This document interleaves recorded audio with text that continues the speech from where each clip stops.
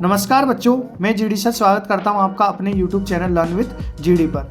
जैसा कि आपको पता ही होगा कि हमने इम्पोर्टेंट प्रश्नों की हर चैप्टर की सीरीज चला रखी है, तो उसमें हम चैप्टर 6 पढ़ेंगे। वीडियो बहुत लेट है क्योंकि स्कूल में प्रैक्टिकल चल रहे थे, तो उस वजह से वीडियो नहीं बन पाई।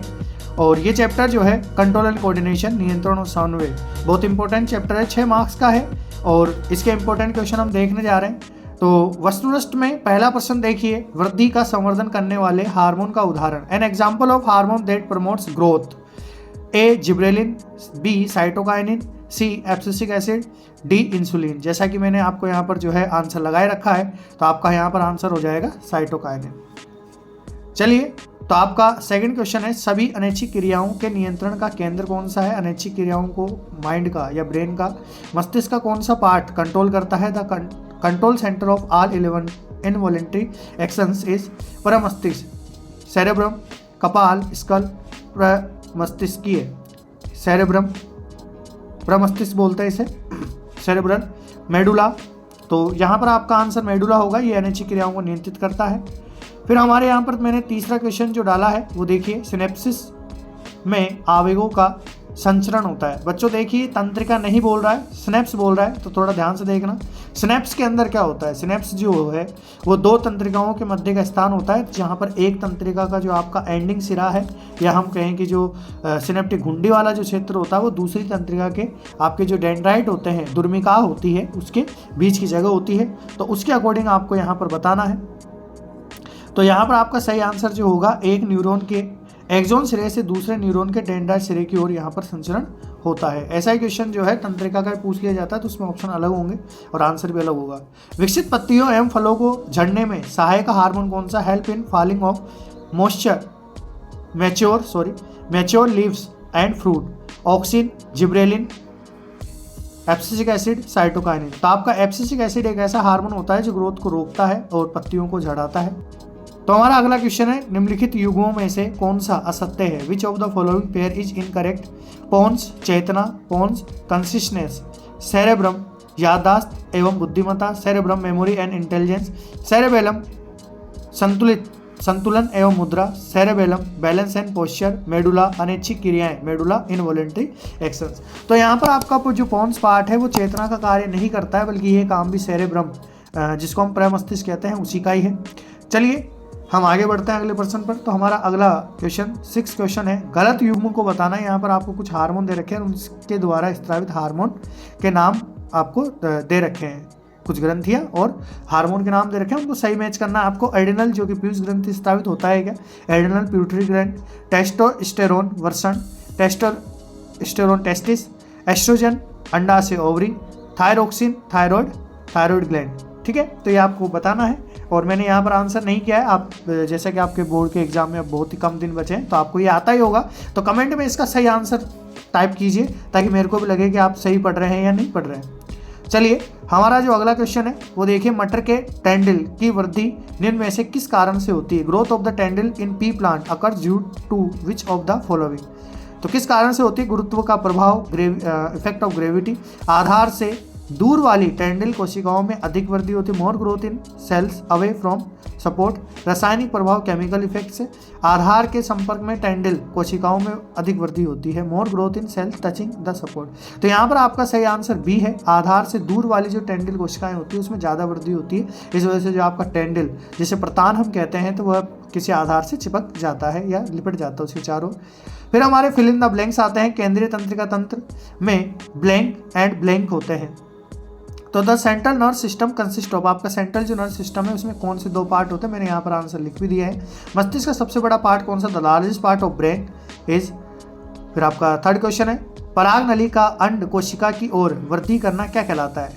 Growth of pollen tube toward the ovule is called, रसायनानुवर्तन, कीमोट्रोपिज्म, ये आपका कहलाता है। फिर आपका 6 क्वेश्चन है, छुई मुई की पत्तियों की गति का उदाहरण क्या है। Movement of mimosa touch me not leaves is an example of blank. ये मैंने आपके लिए छोड़ा है, इसका भी जो है आंसर आप कमेंट में दीजिए कि आपके इसका जो सही एग्जाम्पल यहाँ पर खालिस्तान में क्या होगा, किसका उदाहरण है। मस्तिष्क एक हड्डियों के बॉक्स में सुरक्षित रहता है या स्थित रहता है, उसे क्या बोलते हैं, the brain enclosed in a bony box called. तो यहाँ पर आपका जो है सही आंसर दे रखा है, कपाल, क्रेनियम बोलते हैं इसको। आउटू ग्रंथि को थायरोक्सिन हार्मोन स्रावित करने के लिए क्या चीज़ चाहिए होती है? The thyroid gland requires blank to produce thyroxine hormone. Thyroxine hormone को रिलीज करने के लिए आपको क्या चीज़ चाहिए? आयोडीन चाहिए। आयोडीन की कमी से जो है गोइटर रोग हो जाता है, ये भी आपको याद रखना है। निम्न पर आपको टिप्पणी लिखनी है, तो इनके बारे में थोड़ा थोड़ा बताना है। सिनेप्स क्या होता है? बहुत इंपॉर्टेंट प्रश्न है ये। प्रतिवर्ती क्रिया जो 2026 में आने ही वाला है। हार्मोन और पुनर्भरण, ये इंपॉर्टेंट, बहुत ही इंपॉर्टेंट टॉपिक मैंने यहाँ पर छाटे हैं जो आपको यहाँ पर याद कर लेने हैं बोर्ड के लिए। फिर यहाँ पर एक मिलान का बहुत अच्छा क्वेश्चन मैंने आपके यहाँ पर चैप्टर से छाटा है, और वैसे भी अगर आपकी जो एग्जामिनेशन आइडिया है उसमें देखेंगे तो आपको 3-4 मिलान वाले क्वेश्चन मिलेंगे। तो मिलान वाले क्वेश्चन देखो इतना बड़ा आएगा तो नहीं, बल्कि यहाँ पर आपके जो इस क्वेश्चन को अगर आप पढ़ते हैं तो आपका जो एक हार्मोन वाला टॉपिक है वो बहुत हद तक क्लियर हो जाएगा। तो यहाँ पर एक तरफ हार्मोन दे रखे, दूसरी तरफ उनके कार्य दे रखे। वृद्धि हार्मोन रक्त में शर्करा स्तर का नियंत्रण कौन करता है? फिर है इंसुलिन, सभी अंगों में वृद्धि को प्रेरित करता है। टेस्टोस्टेरोन पीयूष ग्रंथि से स्रावित हार्मोन को प्रेरित करना। फिर वहीं बात करते हैं अपन टेस्टोस्टेरोन पीयूष ग्रंथि से हार्मोन को प्रेरित करना। एड्रेनलिन मादा लैंगिक हार्मोन का विकास व मासिक चक्र का नियमन करना। प्रेरक हार्मोन नर लैंगिक अंगों का विकास व यौनारंभ। थायरोक्सिन आपातकालीन परिस्थितियों में लड़ने के लिए तैयार करना। एस्ट्रोजन और प्रोजेस्टेरोन शरीर की वृद्धि एवं उपापचय का नियमन करना। तो यहाँ पर एक मिलान था अच्छा सा, और यहाँ पर मैंने दूसरे पेज पे इंग्लिश मीडियम के लिए भी जो है यहाँ पर इस क्वेश्चन को सेट कर रखा है। चलिए अब देखते हैं आपका थर्ड क्वेश्चन। तंत्रिका कोशिका से निकलने वाली छोटी छोटी धागों जैसी संरचनाओं को क्या कहते हैं? What is the small thread like branches arise from a nerve cell. तो यहाँ पर ही बड़े क्वेश्चन है, और इनके जो आंसर होंगे वो आपको टेलीग्राम चैनल में मिल जाएंगे। लिंक आपको जो है डिस्क्रिप्शन में या फिर पिन कमेंट में आपको मिल जाएगी, और नहीं मिले तो आप कमेंट कर सकते हैं, तो मैं लिंक डाल दूंगा आपकी कमेंट पे। चलिए अगला क्वेश्चन है आपका, आयोडीन युक्त नमक खाने की सलाह क्यों दी जाती है? Why it is the use of iodised salt recommended. तो आयोडीन युक्त नमक खाने की सलाह, अभी हमने पिछला क्वेश्चन देखा ही था कि थायरोक्सिन जो थायराइड ग्लैंड होती है आपकी, थायरोक्सिन हार्मोन स्रावित करती है किसकी उपस्थिति में?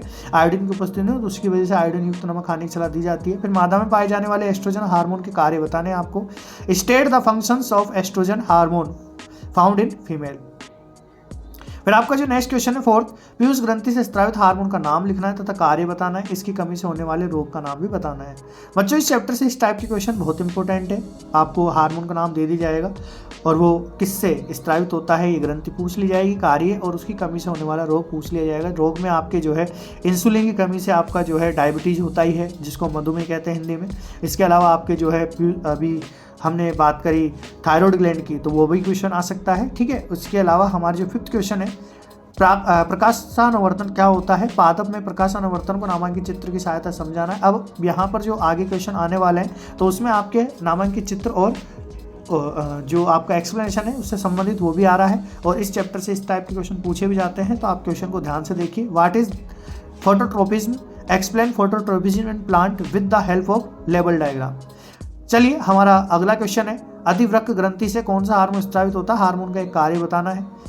फिर हमारा सेवंथ क्वेश्चन है, मानव में इंसुलिन और थायरोक्सिन हार्मोन का कार्य बताना है। बहुत ही अच्छे क्वेश्चन डाले हैं मैंने चैप्टर से। एट्थ क्वेश्चन है आपका, मानव मस्तिष्क का नामांकित चित्र तथा इसके विभिन्न भागों के कार्यों का वर्णन करना है। Draw a level diagram of human brain and describe the function of its different part. तो यहाँ पर ये बड़ा क्वेश्चन नहीं है। अगर आपको बड़ा क्वेश्चन लग रहा होगा आपकी एसपी में जो है, या एसपी में, या फिर आपकी जो भी पासबुक उसमें बहुत बड़ा दे रखा है, लेकिन मैंने इसको बहुत ही छोटा करके जो है टेलीग्राम में जो मैंने पीडीएफ दी है उसमें जो है ये बहुत ही ईजी तरीके से एक्सप्लेन किया गया और बहुत ही छोटे रूप में दिया गया है, तो वहाँ से आप इसको चेक कर लेना। फिर आपका अगला क्वेश्चन है, तंत्रिका कोशिका का नामांकित चित्र आपको बनाना है और इसकी संरचना या फिर विभिन्न भागों का वर्णन यहाँ पर करना है। चलिए ये हमारा शायद लास्ट क्वेश्चन है, नहीं एक और क्वेश्चन है, प्रतिवर्ती चाप का नामांकित चित्र बनाकर प्रतिवर्ती क्रिया समझानी है आपको। बहुत ही इंपॉर्टेंट क्वेश्चन है, इसको तो आप 2026 मेंशन कर लेना। Draw level diagram of reflex arc and explain reflex action, give one example of reflex action. चलिए ये था हमारा आज का शानदार वीडियो जिसमें हमने इंपॉर्टेंट क्वेश्चनों की बात करी, और ये सीरीज आगे कंटिन्यू रखूंगा मैं। अब बायोलॉजी चालू हो गई है तो कंप्लीट बायोलॉजी के चैप्टर जो है होंगे उसमें। ठीक है, अंत तक वीडियो को देखने के लिए आपका बहुत बहुत धन्यवाद। और अगर आपको और सब्जेक्ट की इसी टाइप की वीडियो चाहिए तो आप कमेंट कर दीजिए और इस वीडियो को 50 लाइक तक पहुंचा दीजिए, ताकि मैं मंडे से जो है इसके जो दूसरे चैप्टर है उनकी भी वीडियो ला सकूं। बहुत बहुत धन्यवाद आपका वीडियो देखने के लिए।